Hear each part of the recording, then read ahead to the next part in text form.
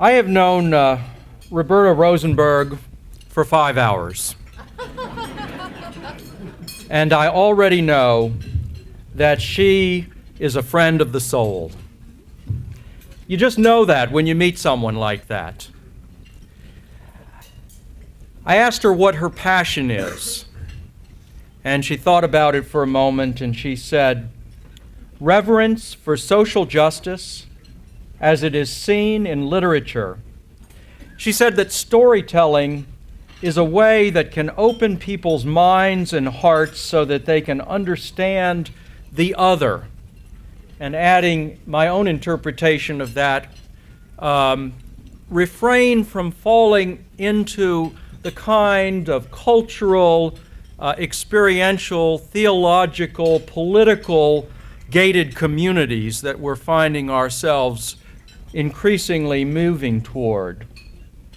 She sees that storytelling is a way to develop a sensitivity to the cultures and struggles of those who are other than ourselves. And she said, I write books and articles, but I feel that people need to work in the world. And so I'm the director of a minor in civic engagement to help young people connect what they learn in the books, in the classroom, with how they might make a difference in the world. And so it's very appropriate that she is the keynote speaker this evening, because she is shaping the minds and the hearts of the future in a way that helps our young people see how they can be people who build friendship, understanding, peace, and the joy of discovery across traditional divides. And so it is my pleasure to introduce to you Dr. Roberta Rosenberg, Professor of English at Christopher Newport University, originally from New York, with a bachelor's from Queens College and a PhD from the University of North Carolina, Chapel Hill, but more importantly, someone who shares a vision that I think all of us here in this room can feel a deep passion and engagement. Dr. Roberta Rosenberg. Thank you so much, and I value our long-standing friendship as well. I'd also very much like to thank you for inviting me. I feel humbled in front of such an august group. What I'm going to talk about tonight, and I was talking about this with other people, and I thought this might be appropriate for the time that we are right now. My talk is called The Meaning of Friendship During Troubled Times, because I do feel this is a difficult period in the state of the world, and yet we need friendship more than ever. When I was asked to speak on the subject of friendship and solidarity, my first response was to think about the word friend in our modern world. Much to my distress as an English professor, friend, a once proud noun, has now become the renegade verb to friend. At least for the millions of young people who live online through Facebook. People now friend each other. But the Facebook friend is also a troubling as a noun. What does it mean in a modern context, I thought, to have 650 friends on Facebook? What can one do with 650 friends? Indeed, what does it mean to be a friend to the other 649? And yet many modern philosophers would argue that today, with dissolving kinship ties and families scattered throughout the world, friends are more important than ever as our non-biological alliances replace the traditional family. But what do we know about the concept of friendship when we can't even decide whether it is a noun or a verb. When sharing with friends means exchanging our likes and dislikes with corporations that are phishing our Facebook page in order to sell us something, how can one find solidarity with friends such as these? As I usually do in situations like this, I decided to look back through history in order to understand how we have arrived at this perplexing juncture. And on the way, I also learned something not only about modern friendship, but also something about the reasons why we are honoring the three people who are either sit here with us or one who couldn't be here with us this evening. All of these gentlemen understand what it means to be a true friend. And all three have had the courage to enact the quality of friendship during both good times, but more importantly, during dangerous and troubled times. It is this quality of friendship that we need now more than ever. And I'd like to share with you tonight my journey in thinking about this as an issue. In his famous treatise on ethics, Aristotle describes three kinds of friends and makes important distinctions among them. According to Aristotle, friendship can be based on pleasure, on utility, or on virtue, or shared commitment to the good. The first two kinds of friends would be, pleasure and utility. But they can be really fleeting, since they are often prompted by self-interest and transient emotions.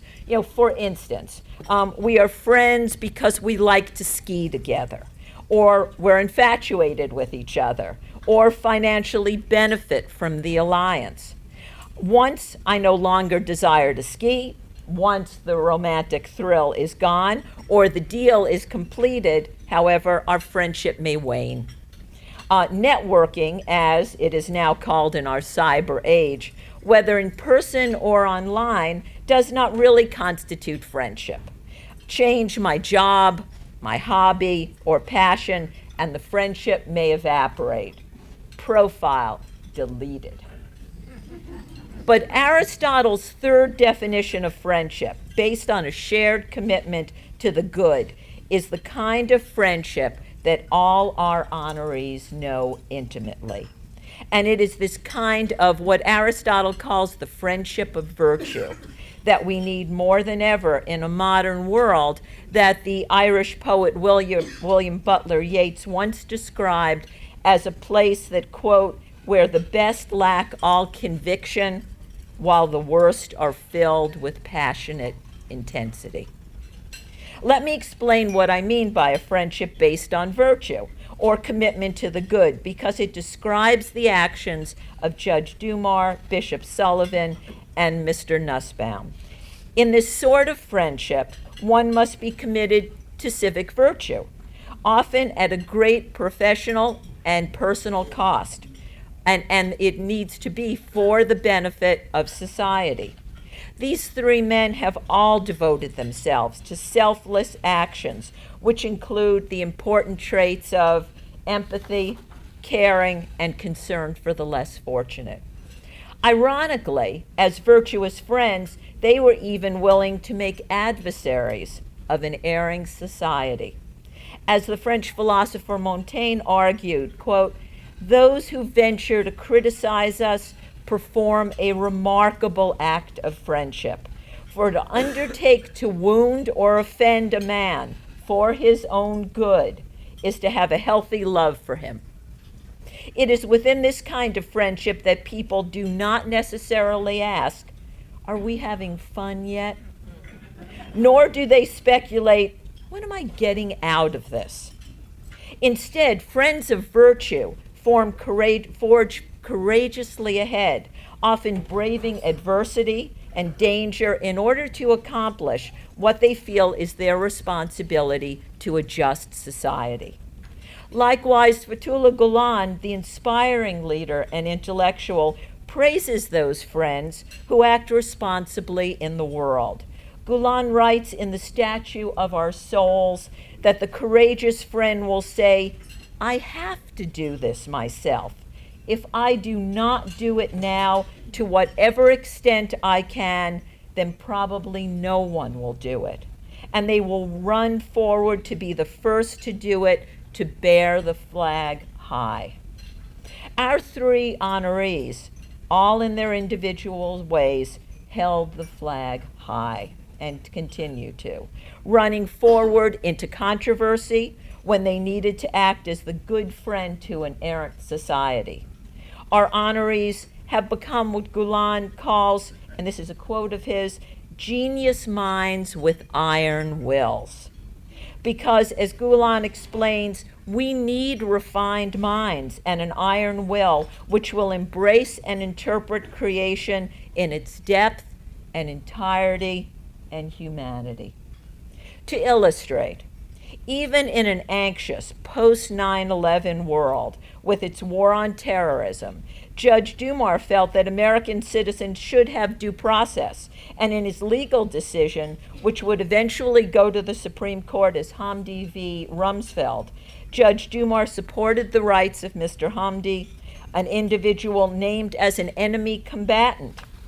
In addition, Judge Doumar worked tirelessly in many lawsuits on equally controversial cases, including the government of Sudan's complicity with the bombing of the USS Cole.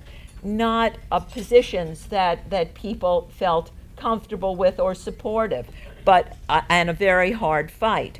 Likewise, Bishop Sullivan spent 10 years as the president of Pax Christi, the National Catholic Peace Movement, and has been a supporter of alternatives to the death penalty, for which he was honored by Virginians for alternatives to the death penalty. Never one to shrink from controversy when he believed that issues of social justice were at stake, Bishop Sullivan is an example of a true friend to Virginia and people everywhere. Furthermore, Bishop Sullivan's commitment extends to women and men of all religions. His experience at a World War II death camp in Poland had a galvanizing effect on him. After viewing the camp, Bishop Sullivan remarked that, quote, "These things become a part of your psyche and convictions of what you should be about." No stranger to controversy, our third honoree, Mr. Robert Nusbaum, has been described by Howard Gordon, a partner in his law firm, as unwavering when confronted by social justice. As one of Fethullah Gulen's genius minds with an iron will, when Mr. Nusbaum takes a position or gets involved in something, he is, in the words of Mr. Gordon, in it all the way. When some Norfolk public schools closed in the 1950s rather than admit black students, Mr. Nusbaum raised money for the legal representation of black families who wished to reopen the schools. With his leadership, businessmen across the region paid for newspaper ads, demanding an end to massive resistance to integration and the opening of the schools to all children.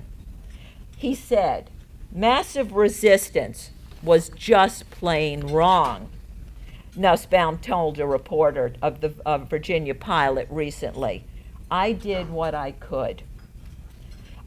Like all of our honorees, Mr. Nusbaum had a special commitment to religious freedom, a belief which prompted him to work for the establishment of a Center for the Study of Religious Freedom at Virginia Wesleyan.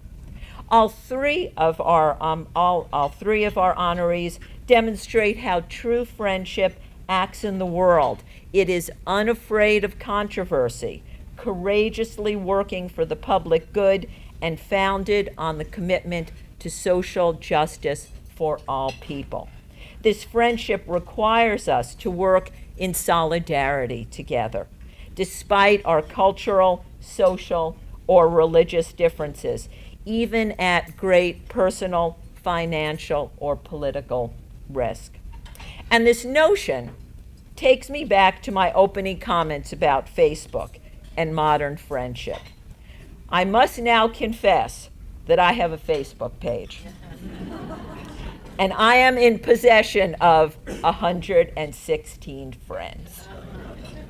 And although I seem critical of the concept, I would like to explain how I got started. Several years ago, I was asked by my university to be one of the faculty advisors for a U.S. State Department project that paired 20 students from Morocco and Algeria with 20 Christopher Newport undergraduates for a month-long experiment in cross-cultural friendship on our campus. This post-9/11 experiment was a success. It was a great success. And the bonds of relationship forged in the summer of 2006 have continued until this day. At the conclusion of the summer, the North African students asked me to create a Facebook page where they could check in with me online. One student in particular, Khawla, who adopted me, she said, as her American mom, has been a faithful Facebook friend to me. So when I was fortunate enough to be sailing in the Mediterranean last December, I was able to stop in Casablanca and renew my friendship with Khawla, Kaja, and several other students after a 5-year absence. Khawla's family invited me to dinner, and when we arrived, we were welcomed as friends by her large and hospitable family.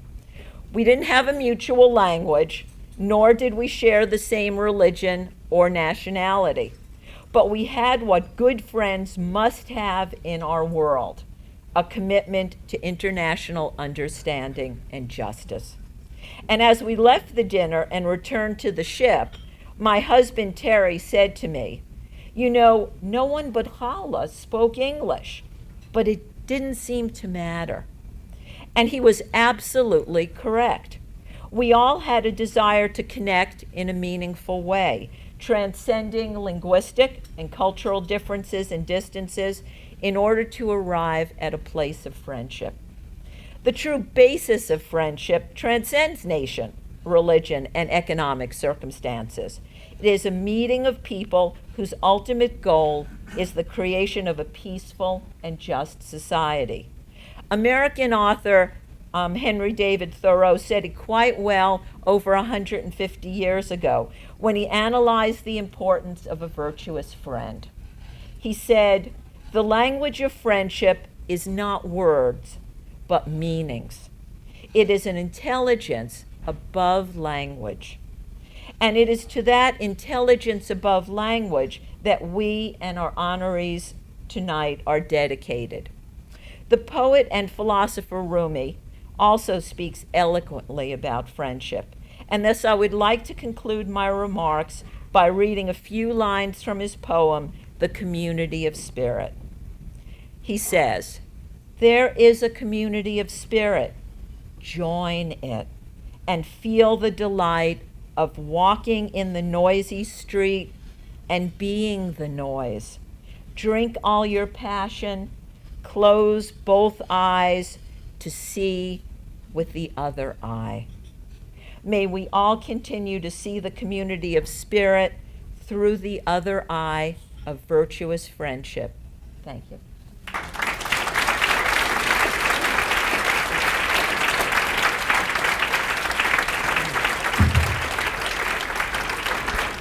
Thank you so much, Dr. Rosenberg. If you'll come forward, we have a gift for you of thanks.